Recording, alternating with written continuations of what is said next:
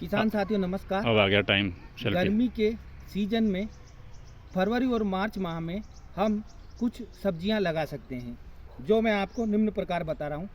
जैसे हम मिर्ची की खेती कर सकते हैं, टमाटर की खेती कर सकते हैं और बैंगन की खेती कर सकते हैं।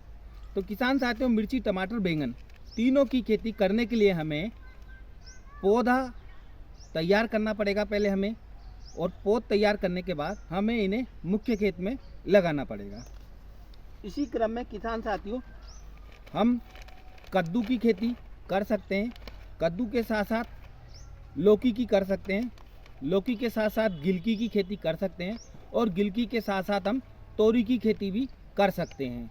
और इसी क्रम में किसान साथियों, हम भिंडी की खेती भी कर सकते हैं, और भिंडी के साथ साथ हम करेले की खेती भी कर सकते हैं। और इसी क्रम में हम टिंडे की खेती भी कर सकते हैं किसान साथियों।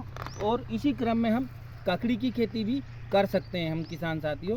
खरबूजे की खेती कर सकते हैं, तरबूज की खेती कर सकते हैं, और खीरा की खेती कर सकते हैं।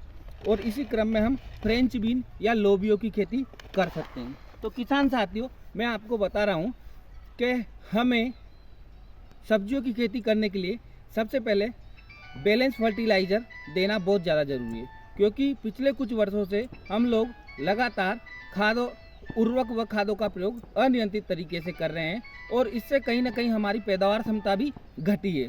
तो किसान साथियों, हमें सब्जियों की खेती करने के लिए हमें बैलेंस फर्टिलाइज़र का सही ज्ञान होना ज़रूरी है, और हमें हमारी मिट्टी की जाँच भी करवा लेना चाहिए। और किसान साथियों, सब्जियों की खेती करने के लिए हमें यह भी पता होना चाहिए कि हमें हम अगेती सब्जियों की खेती करें या फिर पछेती सब्जियों की खेती करें। क्योंकि अगेती या पछेती सब्जियों की खेती करेंगे तो हमें अच्छा प्रॉफिट होगा, अच्छी इनकम मिलेगी, कहीं ना कहीं हमें बाजार भाव अच्छे मिलेंगे।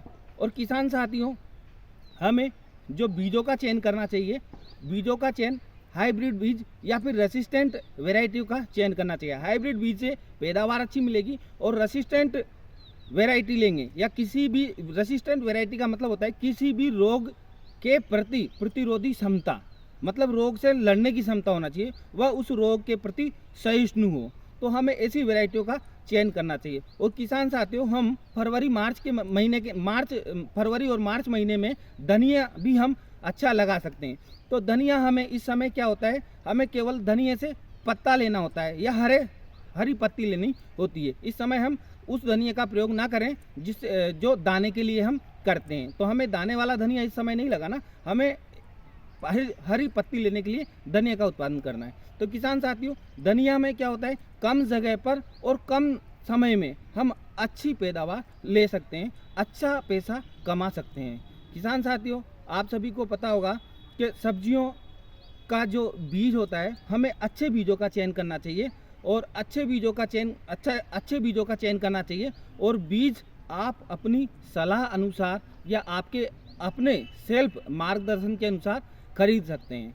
किसान साथियों, मेरे द्वारा जो भी जानकारी दी गई आपको अच्छी लगे तो धन्यवाद। और किसान साथियों, मेरे इस चैनल को सब्सक्राइब करना, और मेरे द्वारा जो भी जानकारी बताई गई है, अगर ये आपको अच्छी लगती है तो आप चैनल को लाइक करें और शेयर भी करें।